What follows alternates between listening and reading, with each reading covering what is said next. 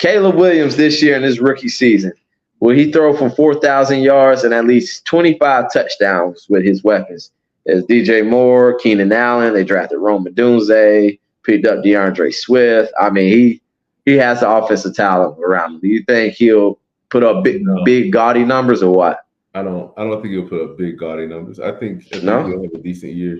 He'll pass for, I'd say, 3,500 yards. They'll use the ground game. I think he'll get hot later in the year. But you're still playing in Chicago where it's going to be windy. It's going to be cold half the time. So it's going to be a little different than what you're used to playing at USC. Because I don't think they're going to ask him to do. I don't think that they're going to ask him to pass for 4,000 yards. Man, I think they will. I think Caleb. I don't think he's going to do that as a rookie in that division. That division is going to be stout, and that team, Chicago's definitely very improved. They're looking good. I mean, they were good on defense last year. Yeah, they were pretty good on defense last year, and they're adding all these pieces. I just need the offensive coordinator to not do anything crazy. And really try to buy in or work into what Caleb's able to do in his strengths and whatnot. But he has a killer receiver core, man. It's one of the best in the NFC on paper, but they still have to develop. They have to. Honestly, I think he'll catch fire by the middle end of the season, right? Middle end, the tail end, like November. Yeah, maybe he'll get hot. I think he'll be hot going down the stretch. I mean, I could see him having some decent numbers throughout the year, but just because that division is so crazy, and then playing in Chicago, like there hasn't really ever been quarterbacks passing for 4,000 yards because people forget how brutal it is playing in Soldiers Field starting in like late October. All right. It's a good take on that. So you don't think Caleb Williams will be the first? That's why they never had a 4,000-yard passer in their history. No. Okay. I think that he could potentially be the quarterback to do it. I just don't see him doing that this year. All right. Sweet. All right. Next up, this was your idea right here. Tua's contract. Will the Dolphins sign Tua to a max? Will they make it team friendly, or will they move on from Tua eventually? So here's the thing: they're gonna sign Tua. They're gonna sign him to a bunch of money, and they're gonna regret it. Well, what kind of bunch of money? They're gonna a Daniel Jones contract, or no, they're gonna mess up and sign him to the Joe Burrow kind of contract. Oh, I'm serious. Think about how many defensive players that they've lost this offseason because they're trying. The GM is actively talking about trying to clear out money so that they can retain Tua. Like, how big you think Joe Burrow money? I think that he's gonna come in maybe $5 mil less than Burrow a year, which is still like I think he'll come in right around 45 a year. What about like how lengthy do you think it'll be? Like a 5-year or Kirk Cousins? I bet it'll be a 5-year. Damn. I'm telling you, that's why this topic is important to me, because they can handicap their team instead of doing the things that they need to do by like just paying him. And really, it's Tua being selfish. I'm gonna say it because Tua has to realize it will help his career if he takes a little bit less, and they can retain AJ Brown and not AJ Brown. Mm-hmm. Waddle and Reed. Yeah, Waddle and the freaking Cheetah. And then they just brought in OBJ just to make sure he had another receiver. But they're bringing in all these people to cushion him. But if they don't have the money to spend on defense and to spend everywhere else, man, it's gonna be it's not gonna be good for him. Okay. All right. Let's keep it rolling with the quarterbacks. We have Joe Burrow returning with no board and mixing, coming off a season-ending surgery. Man, what type of Bengals you expecting to see? Because all right, so no Boyd, no Mixon. They did pick up Zach Moss, and I believe they drafted a receiver. I'd have to double check on that, as well as T. Higgins. He's a disgruntled receiver right now. Him and Trey Henderson, the defensive end on the defensive side, of course, have both requested trades. What kind of season you expecting from Joe Burrow, Joe Shiesty? As long as Joe Burrow is healthy, I expect greatness out of Joe Burrow. That's really it. When it comes to Mixon is going to be a huge hole. Boyd is a huge hole, but everybody knows running back is by committee. And right now, as long as you have two interchangeable running backs where you can figure out who's going to be your change of pace guy and your bruiser, then they'll figure it out. I have confidence, and I have no reason not to have confidence in Joe Burrow right now. Okay. All right. Cowboys did not add a running back in the draft. And hold on, you stopped me right here. They added a running back in free agency. Who they had? They added Zeke. Zeke is back. What are we talking about? Look, you remember we did a show a couple months back talking about how they missed Zeke? Right. They missed Zeke. So they brought Zeke back. But is Zeke going to be your every down guy now? He better not be. I don't know. I don't know what they're going to do. But it's a make it or break it year for Dak Prescott. We've had discussions about Dak Prescott. You think, Joe? So I feel like Dak's going to want money. Do you think Jerry Jones and the boys will sign him to another max extension? No. Maybe no. I don't think so. I think it's going to be weird. It's a weird situation where they could let Dak walk, because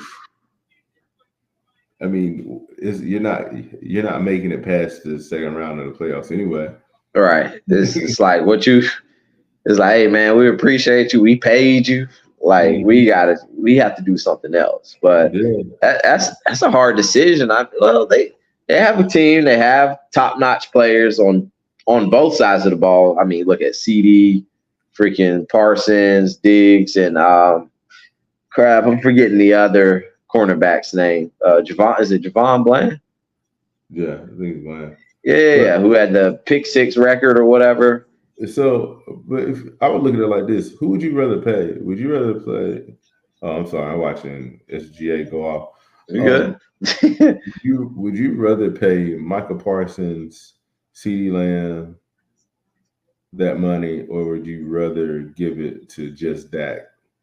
Because if you start giving Dak all the money, you can't afford to keep Pollard.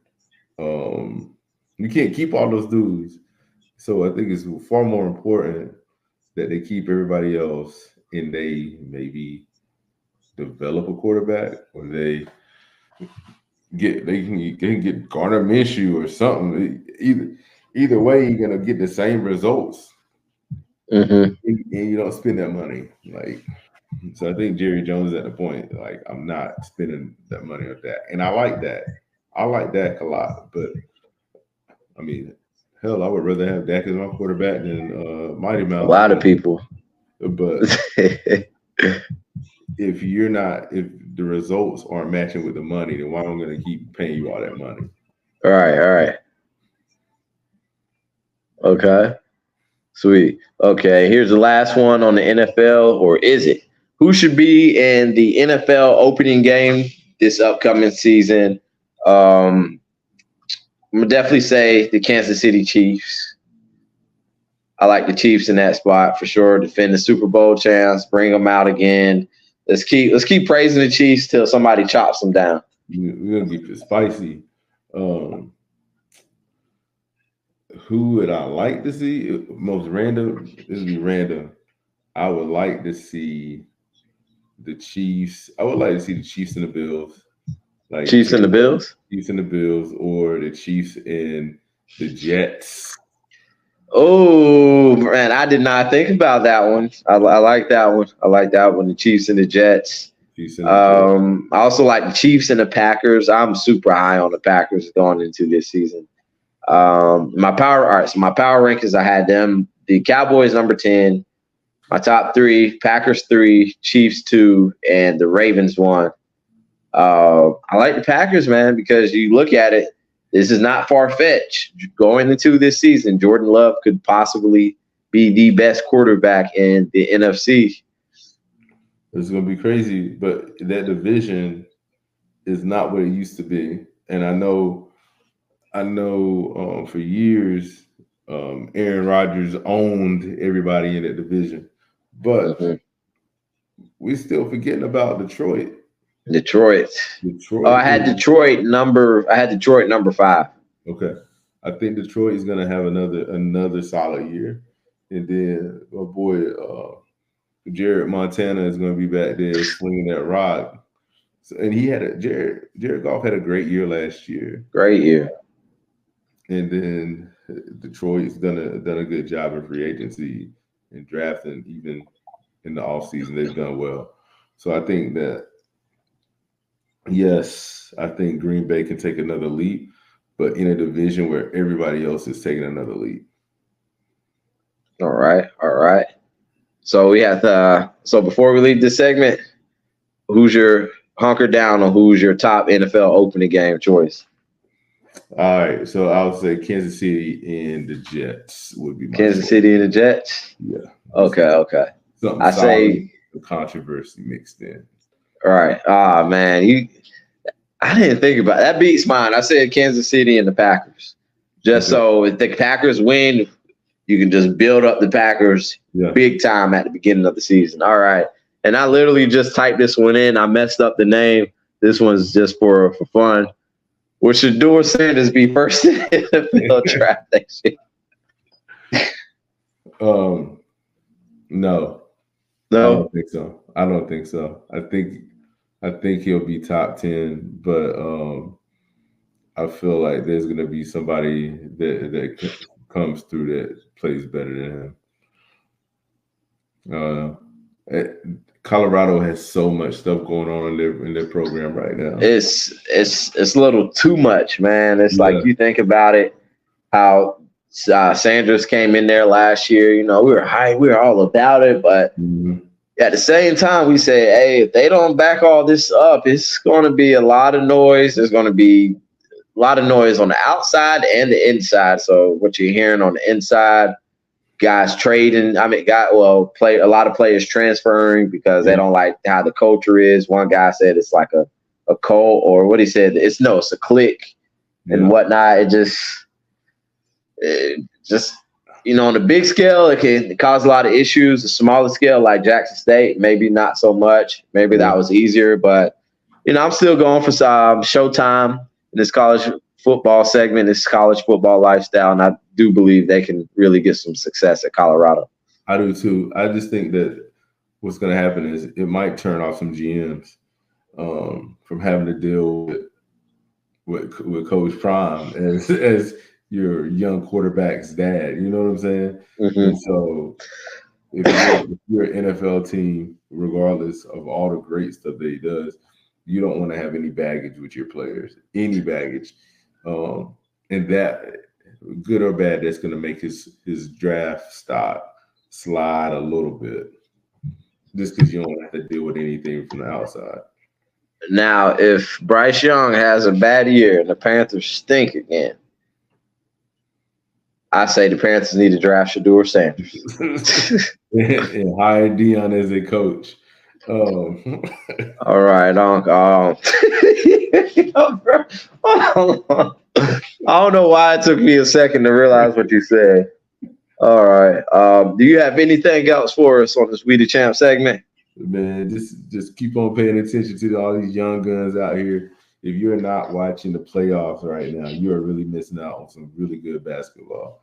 like Luka, Tatum, SGA, Ant-Man. Every game has been crazy, except the Cavs, Boston. Celtics. Yeah, nobody cared about that, but everything else is fire. All right, guys. Hey, we appreciate you tuning in. Like always, guys, call to action. That like, subscribe, comment, send us some stuff, DM us.